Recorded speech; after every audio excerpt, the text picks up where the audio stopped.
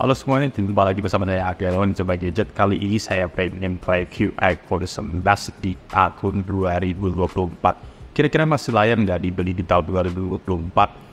Bagi Anda yang pertama kali baru nyoba iPhone, ini adalah rekomendasi iPhone 11, iPhone terendah yang wajib Anda beli. Jangan di bawah iPhone 11 karena speknya tidak mumpuni. Nah, iPhone 11 ini sangat cocok buat Anda karena sudah mendukung dual SIM dan dia ada Face ID sensor juga. Di bagian belakangnya, bodinya terbuat dari kaca dan dua kamera, 12 megapiksel wide dan 12 megapiksel ultra wide. Dia mendukung videonya sampai 4K dan kejelasan kameranya juga cukup oke dan keren banget. Mari kita ulas lebih dalam lagi tentang iPhone 11 ini. iPhone 11 ini iOS-nya bisa update sampai 17.3, jadi bisa mendukung fitur-fitur yang ada di iPhone 15 walaupun nggak semua fitur bisa didukung.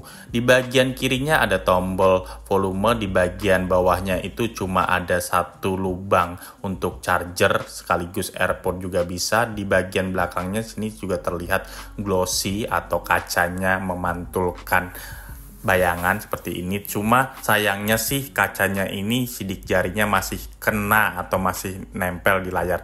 Untuk kameranya 12 megapiksel yang pertama itu untuk wide, kameranya cukup jelas dan cukup oke, dan ultra wide juga cukup oke banget.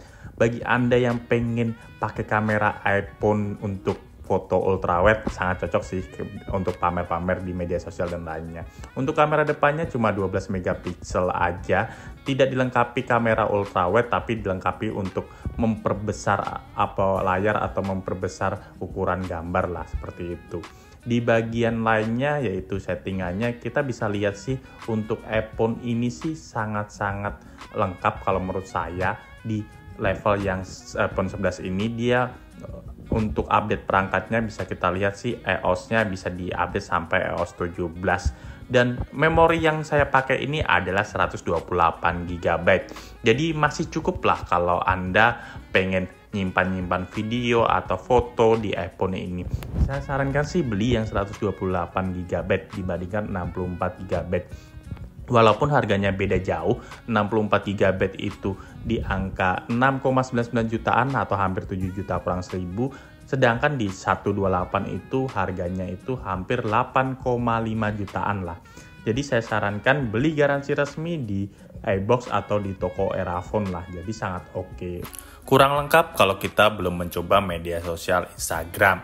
Yang digadang-gadang untuk kamera iPhone itu sangat support banget untuk Instagram, apalagi untuk scroll-scroll di Instagram cukup smooth. Dan kamera di Instagram iPhone ini kalau kita rekam secara langsung sih hasilnya cukup smooth dan sangat smooth, yang ini digilai oleh para kaum hawa kalau lagi story pada Instagram di iPhone. Pasti orang-orang kalau ngira kamera iPhone di Instagram itu stabilnya sih stabil banget lah. Berbeda dengan Android, kadang burik, kadang yang ya seperti itulah. Makanya iPhone tuh digemari pada kaum hawa kalau story lah. Dan bermain game pun juga cukup oke banget. Bagi Anda cowok bermain game di iPhone 11 ini sangat lancar dan sangat oke karena dia memiliki RAM 4GB dan chipset A13 Bionic, jadi cukup oke dan cukup keren. 7 nanometer loh, jadi nggak ada ngelak-ngelak apapun dan bisa untuk yang frame rate-nya juga cukup tinggi, sudah cukup oke banget. Jadi sangat enak sih kalau bermain game untuk di iPhone 11, game Mobile Legends ataupun PUBG lah. Selain bermain game, iPhone ini juga disupport aksesoris lainnya seperti AirPod ini. AirPod aslinya sih harganya sekitar 2 jutaan lah kalau AirPod dari iPhone. Tapi kalau AirPod KW ya bisa dapat harga 300 ribuan.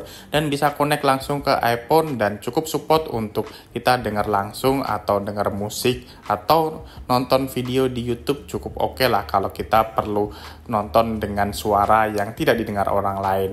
Untuk bermain media sosial TikTok itu sangat lancar, refresh rate-nya juga cukup oke dan cukup keren. Ya nggak ada kendala apapun lah, ngelak-ngelak pun juga enggak. Dan kualitas layarnya itu yang membuat kita nyaman kalau kita nonton media sosial. Walaupun belum AMOLED sekelas iPhone 11, ini kualitasnya itu ya bisa dibilang sebanding lah dengan AMOLED versi Android. Untuk bermain Instagram pun juga cukup smooth dan cukup lancar. Jadi tidak ada kendala kalau kita bermain media sosial dan lainnya. Kesimpulan saya, iPhone 11 ini adalah iPhone yang paling rekomen dibeli di tahun 2024 apabila Anda cari iPhone yang paling rendah atau yang bergaransi resmi di tahun 2024 dengan budget yang minimalis. Kalau menurut saya lebih baik beli iPhone 11 yang masih punya garansi resmi. Jadi kalau ada kerusakan atau apapun itu ada garansi 1 tahun dan ganti baru. Jangan pernah beli iPhone yang garansi internasional atau garansi luar negeri karena akan berdampak pada diblokir email atau nggak ada sinyal. Apabila Anda pengen lihat foto atau video lainnya, silahkan lihat setelah di belakang lah.